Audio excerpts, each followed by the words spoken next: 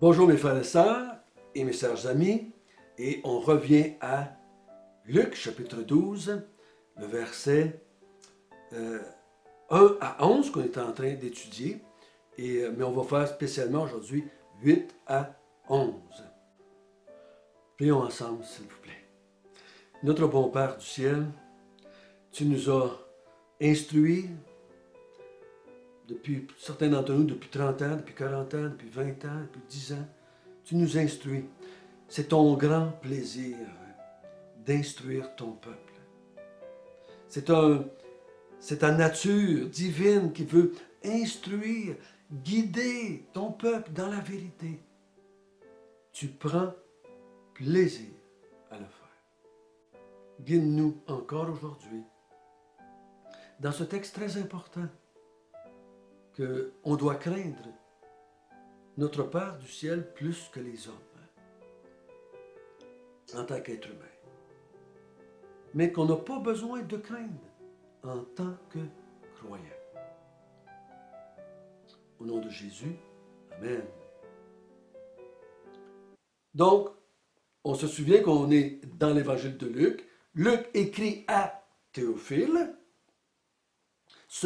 cette autorité romaine, et Luc veut lui expliquer qu'est-ce qui est arrivé, veut lui expliquer pourquoi Jésus va mourir comme un malfaiteur, mais il n'était pas un malfaiteur. C'est important pour Théophile de comprendre que le chef de ce mouvement religieux chrétien, ce mouvement qui était en train d'envahir le monde, si je peux dire ça comme cela, n'a pas été débuté par quelqu'un qui était un rebelle, quelqu'un qui était un révolutionnaire. Théophile a besoin de savoir ça. C'est important. C'est important de savoir que celui que je suis spirituellement n'est pas un méchant, un malhonnête, un escroc, un révolutionnaire, un hypocrite. J'ai besoin de savoir ça. Donc c'est important pour Théophile de savoir que Jésus a été traité comme un malfaiteur, mais il n'était pas un malfaiteur. On a vu, à partir du chapitre 12 hier, l'hypocrisie. Jésus dit à ses disciples, après avoir traité les pharisiens, les scribes et les docteurs de la loi d'hypocrites, qu'ils paraissaient beaux à l'extérieur, mais qu'à l'intérieur étaient pleins de pourriture, il dit, ne faites pas comme les pharisiens. Et je crois que les gens, les disciples à ce moment-là, auraient été tentés de faire un peu d'hypocrisie. Parce qu'ils savaient que s'ils suivaient Jésus, parce qu'ils voyaient bien la réaction des chefs religieux à l'égard de Jésus, ils voulaient le faire mourir, ils voulaient le rejeter, ils voulaient le crucifier, ils voulaient le faire mourir. Et Jésus les avertit, je vais mourir. Et les disciples ne sont pas assez hors de sens pour pas voir que les chefs religieux sont contre Jésus. Ils l'attaquent. Jésus dit, il ne faut pas vous agissiez comme les pharisiens avec hypocrisie. Il dit, ne craignez pas ceux qui peuvent tuer le corps, mais craignez celui qui peut envoyer dans la géhenne. Craignez. Si vous avez à craindre quelqu'un, craignez Dieu. Ne craignez pas les hommes. Parce que les hommes peuvent faire mourir votre corps, mais Dieu peut faire mourir votre âme dans la géhenne pour l'éternité. Dans les jours qui s'en viennent, les disciples vont avoir à prendre une décision pour Christ ou contre Christ. Ce qui s'en vient du rejet, de la crucifixion et de l'agression des autorités contre Jésus, ils vont avoir tellement peur qu'ils vont aller se cacher. Il y en a qui vont le renier. Ils vont avoir tendance à vouloir éviter de jouer j'appelle ça, la clé de l'hypocrisie. Avec les chefs religieux, on va faire un semblant qu'on est avec eux autres. Dans notre cœur, on va aimer Jésus. On va dire qu'il est le sauveur. Mais il dit, tu ne peux pas prendre ce levain-là. Tu ne peux pas jouer avec cette carte-là. C'est pour ça qu'on a vu hier, à partir du verset 8, et le fait de renier ou de ne pas renier Jésus. Mais on va prendre le temps, si vous voulez bien, de relire le verset 8 jusqu'au verset 12. Je vous le dis, quiconque me confessera devant les hommes, le Fils de l'homme le confessera devant les anges de Dieu. Mais celui qui me reniera devant les hommes sera renié devant les anges de Dieu. Et quiconque parlera contre le Fils de l'homme, il lui sera pardonné. Mais à celui qui blasphémera contre le Saint-Esprit, il ne sera point pardonné. Quand on vous mènera devant les synagogues, les magistrats et les autorités, ne vous inquiétez pas de la manière dont vous vous défendrez, ni de ce que vous direz, car le Saint-Esprit vous enseignera à l'heure même ce qu'il faudra dire. Donc, Jésus dit à ses disciples, c'est à eux autres qui parlent. C'est à la foule qui s'est rassemblée autour de lui. Il dit, ne soyez pas hypocrites. Déclarez-vous publiquement pour moi. Prenez position pour moi.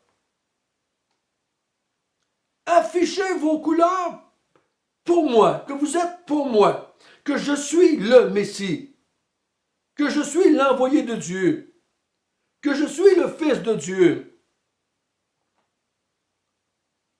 Déclarez-vous pour moi.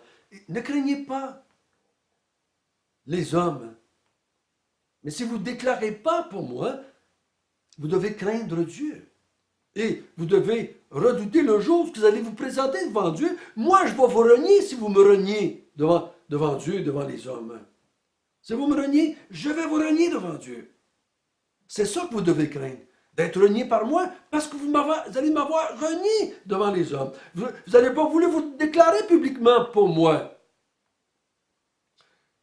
Oh, vous connaissez plein de monde qui disent croire en Dieu et qui disent croire en Jésus. Mais quand on les écoute parler, ils ne prennent jamais position pour ce que le Christ a dit, pour ce que le Christ a fait. Ils prennent position pour toutes sortes de mensonges qui contredisent l'enseignement de Jésus-Christ. Ils disent croire en Jésus, mais en même temps, ils disent que les religions sont bonnes, que tout le monde va être sauvé. Ils disent qu'ils croient en Jésus, mais ils renient par leurs paroles ce que Jésus a enseigné, puis a dit, puis a déclaré à son sujet. Donc, d'un côté, ils disent croire en Jésus, de l'autre côté, ils renient Jésus. Et Jésus dit, le jour vient où je vais te renier aussi devant mon Père dans le ciel. Et tu vas être condamné pour l'éternité. Ceux qui ne vont pas croire en Jésus, là on parle d'ici en Israël, tous ceux en Israël qui ne vont pas accepter Jésus comme le Messie, Jésus comme l'envoyé de Dieu, un jour vont être reniés par Christ devant le Père et le Père va les condamner. Toute personne en Israël qui n'a pas vu Jésus comme le Messie, le Sauveur, l'envoyé de Dieu, le roi promis, le fils de David, qui avait été prophétisé, vont être condamnés par Jésus et par Dieu et ils vont aller dans la géhenne pour l'éternité. Et là arrive le verset 10, excusez. Et quiconque parlera contre le Fils de l'homme, il lui sera pardonné. Mais celui qui blasphémera contre le Saint-Esprit, il ne lui sera pas pardonné, ou point pardonné. Faites attention aussi. Il faut oublier un peu Matthieu 12 et d'autres textes qui pourraient parler du blasphème du Saint-Esprit. Ici, c'est un autre contexte, une autre idée que Luc va amener. Et si quelqu'un parle contre moi en tant que le Fils de l'homme, en tant qu'homme, si tu ris de moi, si tu te moques de moi, si tu n'es pas d'accord avec moi, si tu parles contre moi en tant qu'homme, tu peux être pardonné de ça. Mais, si tu blasphèmes ou tu injures ou tu parles contre le Saint-Esprit, tu ne seras jamais pardonné. Qu'est-ce qu'il veut dire? Qu'est-ce qu'il veut dire dans le contexte de Luc? Donc, je me suis posé la question un bon bout de temps. Je me suis dit, si j'étais Théophile, et que je n'ai pas lu Matthieu, et que je n'ai pas lu Marc, qu'est-ce que je penserais? Donc, je suis allé à partir du chapitre 1 jusqu'au chapitre 10, 11 de Luc, et j'ai regardé le Saint-Esprit. Qu'est-ce que Théophile a appris sur le Saint-Esprit par Luc? Qu'est-ce que le Saint-Esprit a dit? Qu'est-ce que le Saint-Esprit a fait? Que je pourrais l'injurier ou le blasphémer. Il intervient avec Zacharie, avec Élisabeth, il intervient avec Siméon. Il va remplir Jean-Baptiste d'Elsen de sa mère. Donc, le Saint-Esprit, Luc a pris le temps de dire, le Saint-Esprit a poussé Zacharie à dire des choses par rapport à Jésus. Le Saint-Esprit a poussé Élisabeth à dire certaines choses par rapport à Jésus. Le Saint-Esprit a poussé Zacharie, Jean-Baptiste, à dire des choses par rapport à Jésus. Et le Saint-Esprit a rempli Jésus le jour de son baptême, et il a poussé Jésus à dire, à prêcher des choses. Il dit, la bonne nouvelle, j'étais loin du Saint-Esprit pour vous annoncer la bonne nouvelle. Si vous parlez contre l'œuvre que le Saint-Esprit a faite, dans Zacharie, dans Élisabeth, dans Siméon, en moi le Messie, si vous parlez contre l'œuvre de l'Esprit, contre les miracles que le Saint-Esprit a fait par sa puissance, contre tous les démons qu'il a chassés par sa puissance, si vous parlez contre l'œuvre du Saint-Esprit, vous ne serez jamais pardonné. Oh, tu peux dire un paquet de choses par rapport à Jésus, mais je suis prêt à te pardonner.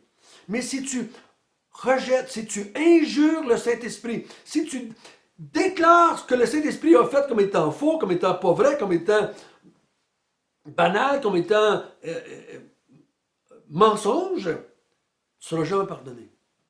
Parce que le Saint-Esprit a démontré que Jésus était l'envoyé de Dieu. Le Saint-Esprit a dit par Zacharie que Jean-Baptiste serait le prophète qui annoncerait Jésus.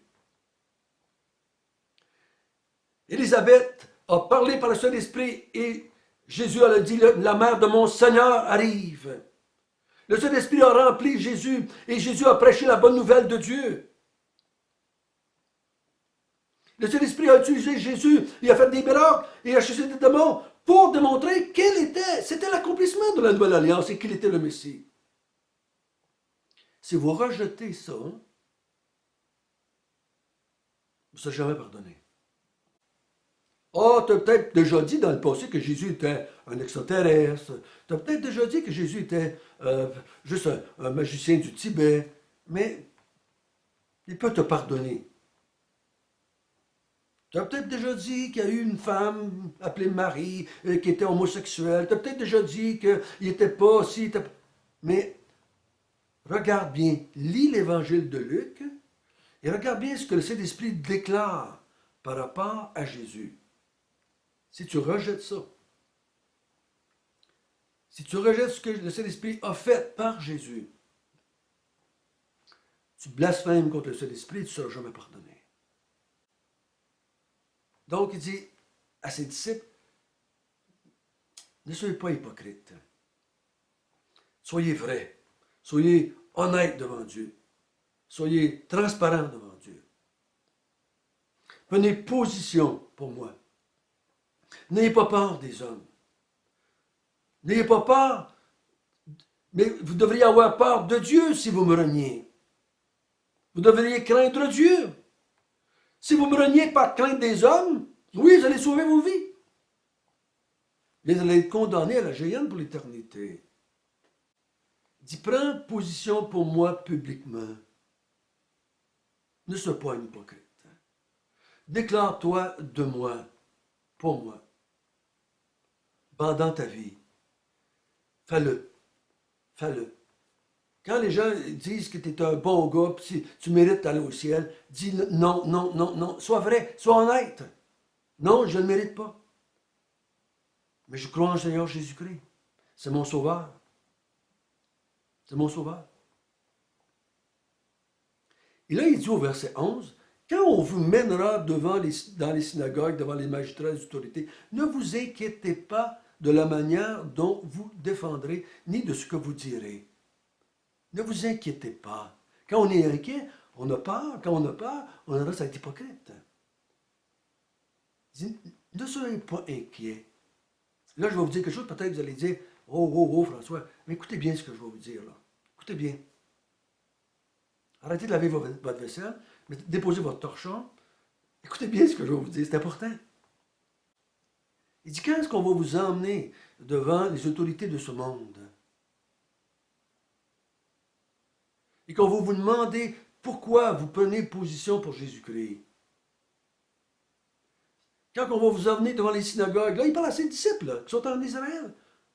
Quand on va vous emmener devant les magistrats, devant les autorités romaines, et qu'on va vous demander pourquoi vous avez pris position pour Jésus publiquement.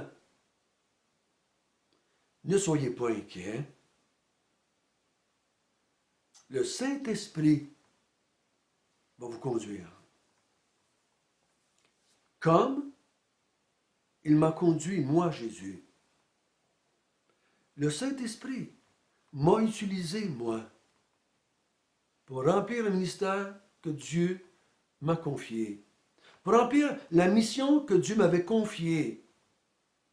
Le Saint-Esprit a dirigé toute ma vie. Souvenez-vous, je vous l'ai dit au début, Jésus est un homme, 100% pur sang homme. Luc fait ressortir ça complètement. Il a prié, il a demandé le Saint-Esprit lui-même. Il a marché, il a vécu, il a résisté au diable par le Saint-Esprit. Il dit, prenez position pour moi. Et le Saint-Esprit que je vais vous donner, que je vais vous envoyer, que vous allez recevoir, va vous guider, vous autres aussi. Puis il va vous aider, il va vous guider pour vous déclarer pour moi. Il va vous guider dans ce que vous devez dire à mon sujet. Comme il a guidé, m'a guidé moi, il va vous guider vous autres à accomplir, pas la même mission que lui, mais la mission que Dieu nous confie en tant qu'Église, en tant que disciple. Il faut avoir confiance dans la parole du Seigneur Jésus. Ne t'inquiète pas. Le Saint-Esprit va t'aider à dire et à expliquer pourquoi tu prends position pour moi publiquement. Il va te donner la force et le courage de le faire. Faisons attention, frère. Il n'est pas en train de dire, là, le Saint-Esprit va vous révéler des choses que vous ne savez pas. Non, non, non, non, non, non, non. Il va vous aider à déclarer publiquement ce que vous croyez au sujet de Jésus, ce que vous savez au sujet de Jésus. Il va vous aider à ne pas être hypocrite. Ne vous en faites pas. Le Saint-Esprit va venir. Mais si vous ne blasphémez contre l'Esprit, puis que vous êtes hypocrite, puis vous ne vous déclarez pas publiquement pour moi, mais cet esprit ne va certainement pas vous aider. Mais si vous vous déclarez publiquement pour moi, que vous croyez qui je suis, qu'est-ce que j'ai fait, le Saint-Esprit, vous ne le blasphémez pas. Au contraire, il va vous aider à prendre position, à défendre votre foi devant tout le monde. Quand vous allez être dans des situations où on va vous demander pourquoi vous avez pris position pour Jésus-Christ, le Saint-Esprit va vous diriger comment le faire. Ne vous inquiétez pas. Le Saint-Esprit va utiliser ce que vous savez, puis il va vous aider. Il faut croire cela. Il faut croire cette parole de Jésus ici, mes frères et sœurs. Il faut le croire, cette parole de Jésus. Il faut la croire. Comme on a cru, repentez-vous et croyez en moi, vous allez avoir le pardon de vos péchés. C'est ce que Jésus a déclaré. C'est Jésus déclare ici. Prends position pour moi publiquement. Le Saint-Esprit va t'aider à ne pas craindre les hommes et à te déclarer pour moi devant tout le monde.